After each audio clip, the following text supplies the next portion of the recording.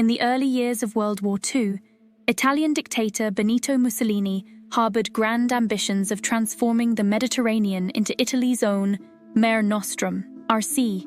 This historical concept harks back to the Roman Empire, which dominated the Mediterranean basin, a legacy Mussolini sought to revive.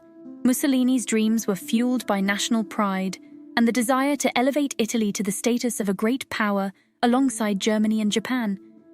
He envisioned a new Roman Empire, with Italy commanding the seas and exerting control over North Africa and the Balkans. At the onset of the conflict, Italy possessed a formidable naval force. The Regia Marina, Royal Navy, included modern battleships such as the Vittorio Veneto and Littorio, cruisers like the Zara class, destroyers, and a substantial submarine fleet. Italy's air force, the Regia Aeronautica, boasted a range of aircraft, including the advanced Macchi C-202 Folgore fighters and Savoia Marchetti SM-79 bombers capable of supporting naval operations.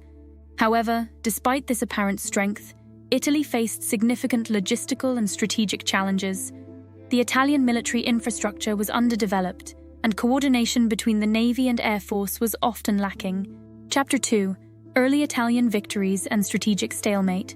When Italy entered the war in June 1940, Mussolini's forces initially achieved several successes. Italian troops quickly moved against British positions in Egypt, and the Navy began operations to disrupt Allied shipping. Early engagements saw Italian forces capturing British and French territories in the Mediterranean, such as British Somaliland and parts of the French Riviera. The Italian Navy also managed to secure control over several key ports and islands, providing strategic bases for further operations. However, the Italian momentum was soon checked. A critical turning point came with the British Royal Navy's audacious raid on the Italian fleet at Taranto in November 1940. British carrier-based aircraft from HMS Illustrious launched a nighttime attack, inflicting severe damage on the Italian battleships anchored in Taranto harbour. The raid crippled half of the Italian battleship force, highlighting the vulnerability of the Italian fleet and underscoring the importance of air power in modern naval warfare. Another crucial factor in the Mediterranean campaign was the island of Malta. Situated between Italy and North Africa, Malta served as a vital base for Allied air and naval forces.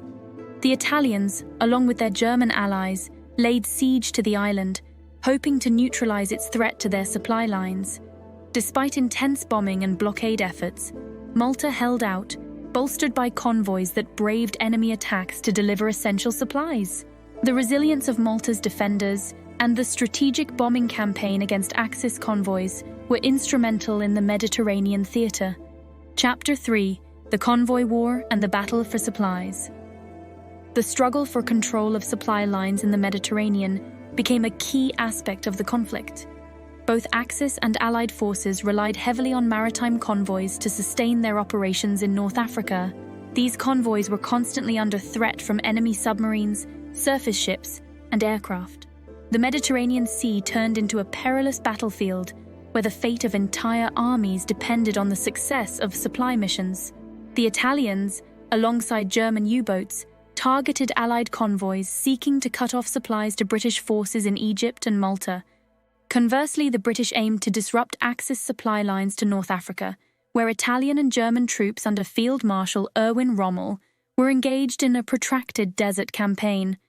The Battle of the Atlantic had its counterpart in the Mediterranean, with both sides deploying extensive resources to ensure the safe passage of their convoys. These battles were brutal and costly. Convoys, protected by destroyers and aircraft, faced relentless attacks. The Mediterranean became a graveyard for ships and sailors, as both sides suffered heavy losses. Submarines lurked beneath the waves, while aircraft from both the Axis and Allied powers bombed and strafed ships from above. The stakes were high. Whoever controlled the flow of supplies could dominate the North African theatre. Notable engagements included the Siege of Malta, where Axis forces attempted to blockade and starve the island into submission, and Operation Pedestal, a desperate Allied effort to resupply Malta in August 1942. Despite suffering heavy losses, the Allies succeeded in delivering crucial supplies to Malta, allowing the island to continue its role as a thorn in the Axis side. The convoy war epitomized the strategic importance of logistics and the high cost of maintaining supply lines in a contested theatre. Chapter 4: Shifting Tides, British Counteroffensives. In December 1940, the British launched Operation Compass, a counteroffensive against Italian forces in North Africa. The operation was a stunning success.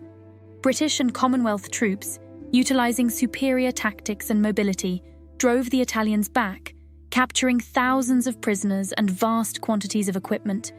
The initial phase of Operation Compass saw the British advancing nearly 500 miles, from Egypt to central Libya, in a matter of weeks.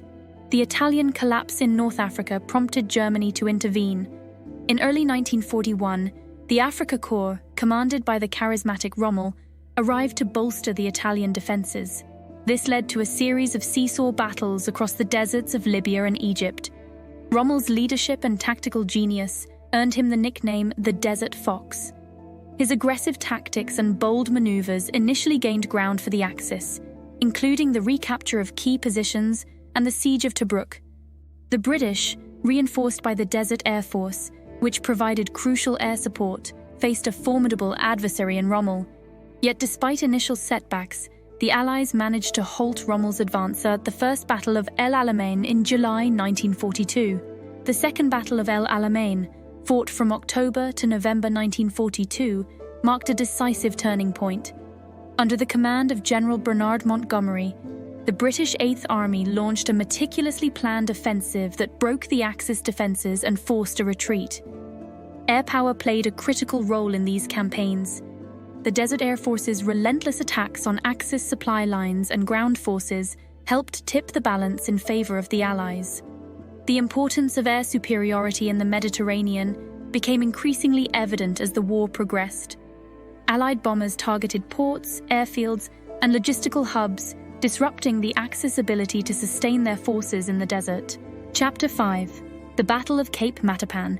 The decisive naval engagement of the Mediterranean campaign occurred in March 1941 at the Battle of Cape Matapan.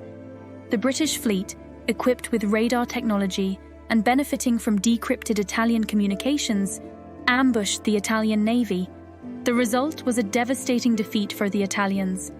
During the night battle, the British capitalized on their radar advantage to launch surprise attacks on the Italian ships. Admiral Andrew Cunningham's force, including battleships, cruisers, and destroyers, engaged the Italian fleet under Admiral Angelo Iachino. The loss of 3 heavy cruisers, Zara, Fiume, and Pola, and 2 destroyers, along with significant damage to other vessels, crippled the Regia Marina's ability to challenge British naval dominance in the eastern Mediterranean. The Battle of Cape Matapan marked a turning point. It shattered Italian naval power and demonstrated the effectiveness of radar and code-breaking in naval warfare. The Italian fleet was forced into a defensive posture, unable to project power or protect its supply lines effectively. The British victory at Cape Matapan ensured their control over the eastern Mediterranean and safeguarded the vital supply routes to Egypt and Malta. The aftermath of the battle saw the Italian Navy adopting a more cautious strategy, avoiding direct confrontations with the British fleet. This shift in tactics further limited the Italians' ability to influence the outcome of the Mediterranean campaign. The British, on the other hand, continued to exploit their technological and intelligence advantages, maintaining pressure on Axis maritime operations. Chapter 6: Operation Torch and the End in Africa. In November 1942, the Allies launched Operation Torch, a series of amphibious landings on the coast of French North Africa. This operation aimed to open a new front and trap Axis forces in a pincer movement. American and British forces swiftly secured key ports and airfields, encountering limited resistance from Vichy French forces. The landings at Casablanca, Oran, and Algiers marked the beginning of a concerted Allied effort to gain control of North Africa. The success of Operation Torch compounded the Axis's logistical difficulties. As Allied forces advanced from the west, British and Commonwealth troops pressed from the east, culminating in the final battles in Tunisia. The Axis forces, squeezed between the advancing Allies, struggled to maintain their positions. By May 1943, the Axis forces in North Africa surrendered, marking the end of the campaign and a decisive victory for the Allies. The strategic implications of the Allied victory in North Africa were profound. It secured the Mediterranean as a critical supply route for the Allies and set the stage for the invasion of Italy. The Axis loss in North Africa exposed Italy to invasion from the south, leading to the collapse of Mussolini's regime and the eventual Italian armistice with the Allies. The fall of Tunisia also allowed the Allies to concentrate their forces on other fronts, notably the invasion of Sicily, Operation Husky, in July 1943. The success of Operation Torch and the subsequent North African campaign demonstrated the effectiveness of Allied coordination and the integration of naval, air, and ground forces in complex amphibious operations. Legacy of failure, the cost of Mussolini's ambition. Italy's attempt to dominate the Mediterranean ended in failure, driven by a combination of strategic miscalculations, inadequate resources, and the effective response of the Allies. Mussolini's ambitions outstripped Italy's capabilities, leading to disastrous consequences. The Italian military, despite its initial strengths, was hampered by outdated equipment, poor logistics, and a lack of cohesive strategy. The war had a devastating impact on Italy. The Italian people suffered from bombing raids, naval blockades, and the loss of thousands of soldiers and sailors. The failure in the Mediterranean campaign contributed to the collapse of Mussolini's regime in 1943. The fascist government's inability to secure its objectives and protect its citizens led to widespread disillusionment and political upheaval. In the long term, the Mediterranean campaign underscored the importance of integrated naval and air operations, the strategic value of islands like Malta, and the critical nature of supply lines in modern warfare. Italy's defeat in the Mediterranean also had significant repercussions for the region's post-war order, influencing the geopolitical landscape of the Mediterranean basin. The war left a legacy of divided loyalties and a weakened Italian state, which struggled to rebuild in the post-war years. The Battle of the Mediterranean stands as a testament to the complexities of naval warfare and the far-reaching consequences of strategic overreach. Mussolini's dream of a new Roman Empire was shattered, leaving a legacy of loss and lessons for future generations. The conflict illustrated the critical importance of intelligence, technological innovation, and the ability to adapt to the evolving nature of warfare. Italy's experience in the Mediterranean also highlighted the limitations of fascist ideology in practical military strategy. Mussolini's grandiose visions could not compensate for the operational and logistical shortcomings that plagued the Italian armed forces. The Mediterranean campaign remains a poignant example of how hubris and ambition, unchecked by realistic assessment, can lead to catastrophic failure. In conclusion, the Battle of the Mediterranean was a crucial theatre of World War II that demonstrated the interconnectedness of naval, air, and land warfare. It shaped the course of the war and had lasting effects on the post-war world. Mussolini's failed attempt to dominate the Mediterranean serves as a powerful reminder of the perils of overreaching ambition and the importance of strategic coherence in military planning.